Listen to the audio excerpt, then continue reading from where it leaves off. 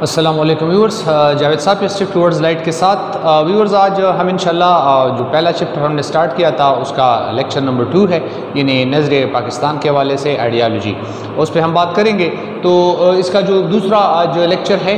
نظریہ پاکستان کے اجزاء ترکیبی، یعنی یہ کن عناصر سے مل کر بنا ہے نظریہ پاکستان۔ تو اس کا جو بنیاد ہے وہ اسلام ہی فراہم کرتا ہے، کیوں؟ یعنی اس کی جو بنیاد ہے نظریے کی، اس بنیاد نظریہ اسلام کی جو بنیاد ہے وہ اسلام ہی فراہم کرتا ہے، اس کا یہ پہلا عنصر ہے۔ دوسرا کہ یہ جمہور کے لیے ہوگا، یعنی عوامی رائے اس میں شامل ہوگی اور یہ پوری دنیا کے عوام کو یہ حق حاصل ہے، رائٹ آف سیلف ڈٹرمنیشن، حق خود ارادیت جس کو کہتے ہیں۔ میں یہ بھی کلیئر کرنا چاہوں گا کہ ایک ہے ویسٹرن ڈیموکریسی اور دوسرا ہے اسلامک ڈیموکریسی۔ تو ویسٹرن میں یہ ہے سمپل ورڈز میں کہ چونکہ یہ عوامی حکومت ہوتی ہے لیکن اس میں افراد کی تعداد پہ انحصار کرتا ہے کہ جس کے ووٹ زیادہ ہیں تو وہی جیتے گا، یعنی یہاں پہ سروں کو گنا جاتا ہے، انسانوں کو گنا جاتا ہے۔ تو اسلامی جمہوریت ہے تو اس میں سروں کو تولا جاتا ہے، یعنی وہاں پہ اہلیت کی بنیاد پہ جس طرح خلفاء راشدین کے دور میں ہوا کرتا تھا، ایک کا نام وہ منتخب کرتے ایک شخصیت کو، جس طرح وہاں بھی عوامی رائے ہوتی، یعنی پہلے کچھ جید لوگ نبی کریم صلی اللہ علیہ وسلم کے بالکل قریبی لوگ ان کا انتخاب کرتے اور پھر بعد میں وہ آ کے لوگوں کے سامنے ان سے بیعت لیتے کہ مجھے خلیفہ مقرر کیا گیا ہے، لوگ سب کہتے ہیں ہاں ہمیں منظور ہے۔ تیسرا اس کا معاشرتی انصاف اور مساوات، یعنی اسلام واحد ہمارا ایک مذہب ہے کہ یہ پوری جو انسانیت ہے اس میں مساوات کا درس دیتا ہے۔ اسلام ہمیں مساوات کا درس دیتا ہے، انصاف کا درس دیتا ہے سسٹم کے لیے، کہ اگر وہاں پہ انصاف کی فراہمی ہے تو اس میں کوئی شک نہیں کہ وہ معاشرہ ترقی کرے گا۔ اور مساوات سے مراد یہ نہیں ہے کہ سب لوگ جو ہیں وہ سٹیٹس کے اعتبار سے ایک جیسے ہوں گے، نہیں، وہ تو ہوگا، لیکن جو انسانی اقدار جن کے ہیں وہ سب کے برابر ہوں گے، یعنی جو ہیومن ویلیوز ہیں، انسانی اقدار، وہ سب کے برابر ہوں گے، سب کو اسی نگاہ سے دیکھا جائے گا۔ اور ہاں وہ تو ہے کہ ان اکرمکم عند اللہ اتقاکم، اگر کوئی بڑا ہے اللہ کے ہاں تو وہ صرف تقوی کی بنیاد پہ، یعنی پرہیزگاری کی بنیاد پہ، ادروائز تمام انسان جو ہے ان میں ایکویلٹی ہے، مساوات ہے۔ پھر بنیادی حقوق کی بات ہے تو یہ اس کا جو چوتھا عنصر ہے کہ یہ جو بنیادی حقوق، یعنی بولنے کا حق، جائیداد بنانے کا حق، روزگار کرنے کا حق، اور جو بھی مطلب جس مذہب کے ساتھ جس کا تعلق ہے، عبادات کھل کے کرنے کا حق، یہ ایک بنیادی جو حقوق ہیں یہ بھی اس کی بھی فراہمی ہوگی۔ اور یہ جس طرح نبی کریم صلی اللہ علیہ وآلہ وسلم کا ارشاد ہے کہ اس نے فرمایا تھا کلیئرلی واضح الفاظ میں کہ صرف جزیرہ نما عرب میں وحدانیت ہوگی اور اس کے علاوہ پوری دنیا میں مذہبی آزادی ہوگی۔ تو یہ رہنمائی ہے نا ہمارے لیے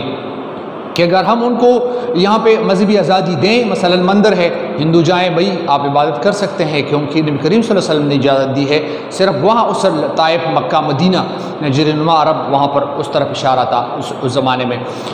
تو بھئی وہاں پہ وحدانیت ہوگی، کوئی مندر نہیں بنے گا، کوئی چرچ نہیں بنے گا، اور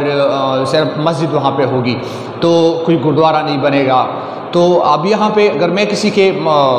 ٹیمپل کو نقصان پہنچاؤں تو ظاہری بات ہے کہ وہ میرے مسجد کو نقصان بھی پہنچائے گا۔ تو یہ 4 اس کے پلرز ہیں، 4 عناصر ہیں۔ اور اس کے علاوہ اگر ہم بات کریں تحریک پاکستان کا مختصر تاریخی پس منظر،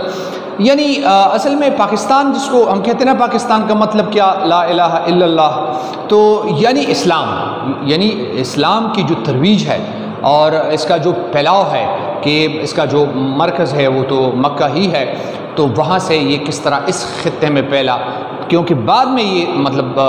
تحریک پاکستان شروع ہو گئی، یعنی ایک ذہن بنا کہ بھئی ہے مسلمانوں کے لیے، بر صغیر پاک و ہند کے مسلمانوں کی الگ ایک اسٹیٹ چاہیے۔ تو یہاں پہ جو اسلام کی ترویج ہے یا اسلام کا جو سپریڈ ہے، جو اسلام کس طرح پھیلا، اس پہ بات ہو رہی ہے۔ تو عرب تاجر تھے سب سے پہلے، جو عرب ٹریڈرز ہوا کرتے تھے، وہ یہاں تجارت کی غرض سے آتے بر صغیر پاک و ہند میں،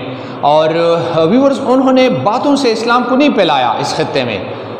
تبلیغ اس طرح نہیں کی، بلکہ اپنے حرکات سے اور اپنے اعمال سے ثابت کیا،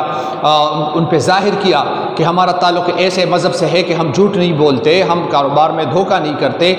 اور فیر ان کا کاروبار ہوا کرتا تھا، جو کہتے وہ وہی سچ ہوتا۔ اور آج تو آپ کے علم میں ہے کہ کیا ہو رہا ہے، یعنی اگر ہماری جو پسپائی ہے، ہماری جو یہ بری حالت ہے اور ہماری جو پسماندگی ہے، اس کا تعلق تو اسی بات سے ہے کہ ہم نے اس رستے کو چھوڑا ہے، ہم نے اللہ تعالیٰ کے احکامات کو چھوڑا ہے اور ہم اپنے رستوں پہ چل پڑے ہیں۔ وہ جو شعر ہے نا کہ وہ زمانے میں معزز تھے مسلمان ہو کر اور تم خار ہوئے تارک قرآن ہو کر، تو وہی ایشو ہے، وہی مسئلہ ہے۔ تو وہ انہوں نے اپنے اعمال سے پروو کیا، ثابت کیا تعلق اسلام سے ہے، جو ہمیں اس چیز کا درس دیتا ہے۔ تو اس کا مطلب عرب تاجر کے ذریعے پھیلا۔ پھر اگر 712 کی بات کریں ہم محمد بن قاسم کی، وہ یہاں پہ آئے، سندھ آئے اور راجہ داہر کو شکست دی اور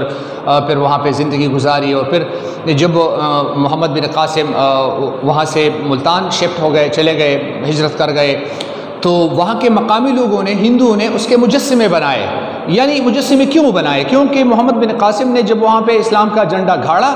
تو ان کے ساتھ اس طرح کچھ ڈیل کیا کہ اس نے یہ بات اگنور کی کہ یہ مسلمان ہے، یہ ہندو ہے، لیکن جب بھی کوئی بات آتی، اگر مسلمان وہ قصوروار ہوتا تو اس کو وہ سزا دیتے۔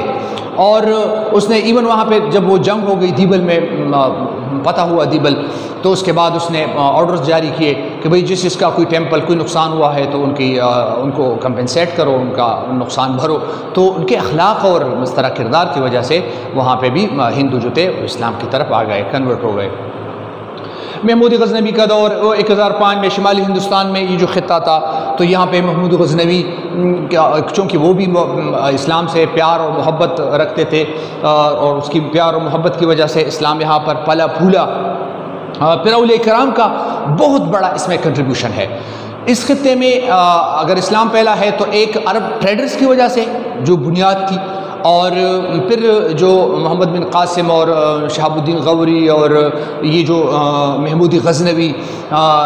ان کا جو طور طریقہ تھا، طرز حکمرانی تھی اس سے، اور پھر اس کے بعد جو سب سے بڑا کنٹریبیوشن ہے وہ اولیاء کرام کا تھا کہ وہ اس خطے میں پھیل گئے، جگہ جگہ پہ، لاہور، پاک پتن، دکن، کشمیر، بنگال، آسام، ہر جگہ پہ یہ شخصیات پہنچے اور اپنی زندگیاں وقف کی اسلام کے لیے، اسلام کی ترویج کے لیے، اور اسلام کو پھیلایا اس پورے خطے میں۔ تو اس میں جو بہت سارے دوسرے بھی تھے، لیکن جو نام بہت قابل ذکر ہیں اس میں شیخ اسماعیل بخاری لاہور میں وہ اس نے کی تھی، حضرت علی حجویری رحمۃ اللہ علیہ، خواجہ معین الدین چشتی، اور فرید الدین شکر گنج ہے، حضرت بہاؤدین زکریہ جو ملتان میں اس کی یونیورسٹی بھی ہے اس کے نام پہ، اور حضرت نظام الدین اولیاء، سلطان سخی سرور، بلبل شاہ، شیخ جلال الدین۔ تو یہ سارے وہ شخصیات تھے، وہ اللہ کے ولی تھے جنہوں نے اسلام کو بہت اچھے طریقے سے اس خطے میں پھیلایا۔ تو یہ وہ خطے تھے جہاں پہ ان کی کاوشیں تھی، اور وہ کاوشیں برابر ثابت ہوئی اور اسلام یہاں پہ اچھے طریقے سے پھیلا۔ یہ تو الگ بات ہے، ہماری بدقسمتی ہے کہ جہاں جہاں انہوں نے اسلام کی تبلیغ کی ہے وہاں پہ آج کچھ اور دیکھنے کو مل رہا ہے۔ جتنے بھی یہ مزار ہیں تو وہاں پہ کچھ اس طرح کے روایات ہمیں دیکھنے کو ملتے ہیں کہ جس کا اسلام کے ساتھ کوئی تعلق نہیں۔ یہ ہماری بدقسمتی ہے، جس طرح ہماری یہ بدقسمتی ہے کہ اسلام، یہ پاکستان جو ہے اسلام کے نام پہ بنا، نظر اسلام کے تحت بنا، لیکن ہمیں وہ نظر نہیں آ رہا۔ اور وہاں پہ اگر کاسٹ سسٹم تھا بر صغیر پاک و ہند میں، ہندو میں جو ذات پات کا نظام ہے، انفارچونیٹلی وہی چیز یہاں بھی ہے، لیکن وہاں پہ اس کو نام دیا جا رہا تھا، یہاں پہ اس کا نام نہیں ہے۔ جس طرح شادیوں میں جو ایلیٹ کلاس کی شادیاں ہوتی ہیں تو اس میں 3-4 دن کھانا چلتا ہے، اسپیشل گیسٹ ہوتے ہیں، اور پھر دوست ہوتے ہیں، احباب، اور پھر کوئی اور ایلیٹ کلاس ہے، پھر لاکھ کے لوگوں کے لیے تو کھانوں میں بھی کافی ڈفرینس ہوتا ہے۔ علاقائی لوگوں کا کھانا تھوڑا سا اور انداز سے بنایا جاتا ہے، پھر جو دوسرا کلاس ہے، تیسرا، چوتھا، تو یہ چیز آج بھی ہے مختلف فارمز میں، یہ ہمیں یہاں پہ نظر آتی ہے۔ یہ ہماری بدقسمتی ہے، ادروائز ان لوگوں نے اپنا کردار ادا کیا ہے۔ Thank you viewers for watching the video. یہ سلسلہ انشاءاللہ اسی طرح چلتا رہے گا۔ آج ہم نے یہ میں اس طرح کرتا جاؤں گا، آپ دیکھتے جائیں، آپ کا انشاءاللہ فائدہ ہوگا۔ Thank you viewers for watching the video.